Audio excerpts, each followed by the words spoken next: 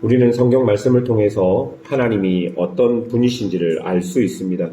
그리고 이것은 신약 성경 요한복음 1장에서는 말씀이 육신이 되어 우리 가운데 거하신다라고 기록하며 예수님은 걸어 다니시는 하나님의 말씀이시라고 비유하고 있습니다. 즉, 우리는 말씀 대신 예수님을 통해서 하나님을 볼 수 있고 하나님을 알 수 있는 것이죠. 오늘 본문을 보면 멸망당한 이스라엘을 회복시키시면서 하나님은 어떤 분이신지를 우리에게 보여주고 있는 본문입니다. 첫 번째로 하나님은 우리의 목자가 되신다라고 본문이 이야기하고 있습니다. 10절 중반을 보시면 이스라엘을 흩으신 자가 그를 모으시고 목자가 그 양떼에게 행함같이 그를 지키시리로다 라고 기록합니다. 여기서 보면 하나님은 이스라엘을 흩으신 자이시기도 하고 다시 모으는 자라고 기록합니다. 그리고 마지막에 나오는 동사를 보면 지키신다라고 기록하고 있습니다. 즉 하나님은 이스라엘을 흩으시든 모으시든 이스라엘을 지키시는 목자가 되는 것을 본문이 우리에게 말해주고 있는 것이죠. 목자 되신 하나님께서는 그들의 삶을 책임지시며 강한 손으로 이스라엘의 대적자들의 손에서 이스라엘을 구원하시고 속량하시겠다 말씀하십니다. 그리고 그들을 쉴만한 물가로 인도하십니다. 여러분 12절을 보세요.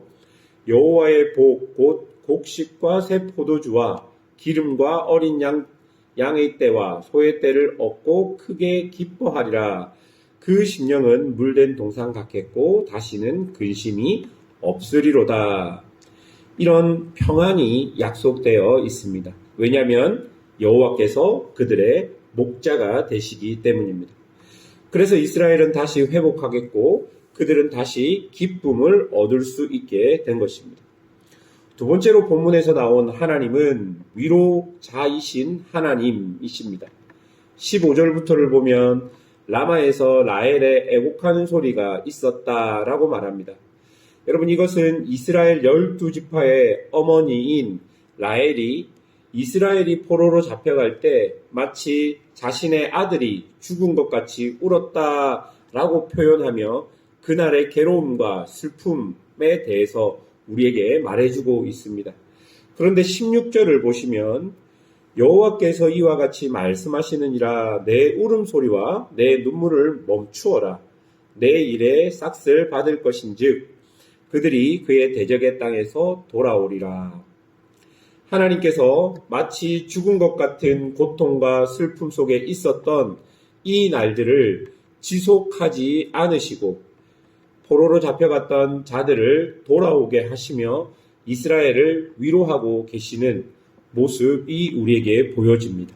그리고 17절 제일 앞을 보시면 너의 장래에 소망이 있을 것이라 라고 이야기합니다. 여러분 하나님의 위로는 그냥 말뿐인 위로가 아니라 회복과 실천과 소망까지 주시는 위로인 것을 우리에게 보여주고 있는 것이죠. 세 번째로 하나님은 긍휼의 하나님이라고 본문이 이야기합니다. 여러분 19절을 보십시오.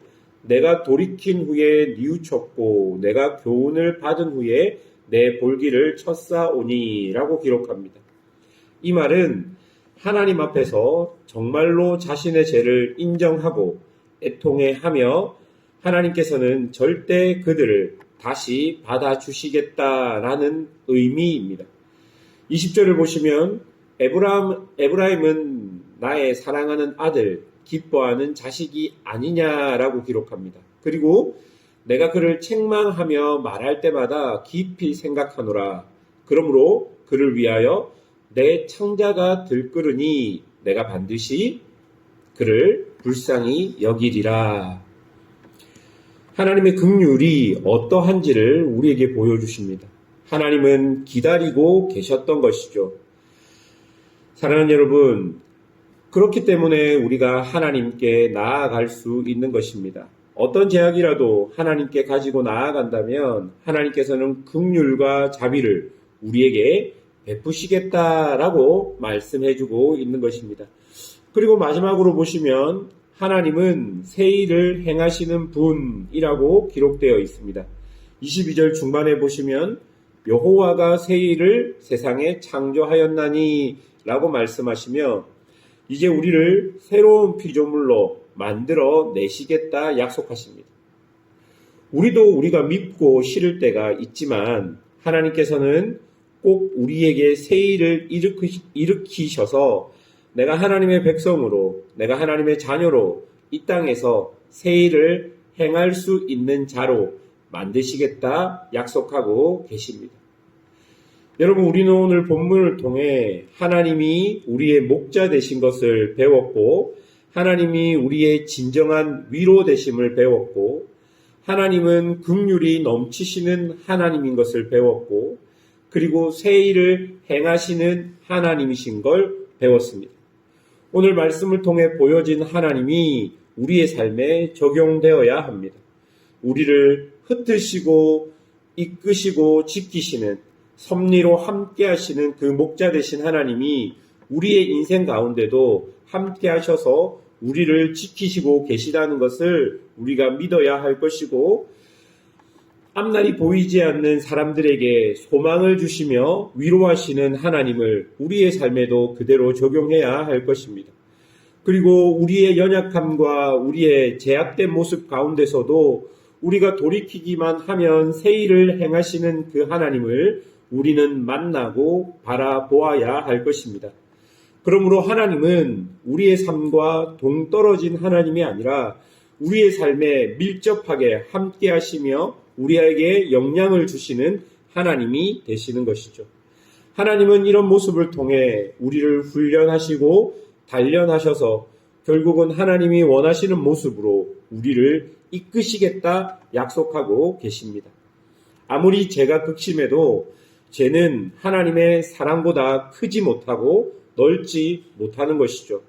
그래서 우리가 그것을 믿고 하나님께 나아간다면 하나님은 우리를 붙드시고 결국은 당신의 뜻을 이룰 수 있는 하나님의 백성으로 우리를 만들어 가시겠다 본문을 통해 약속하고 계시는 것이죠. 오늘도 그런 하나님을 믿고 우리의 주어진 삶을 성실히 살아가시는 성도들이 되시기를 주님의 이름으로 축원합니다. 함께 기도하겠습니다.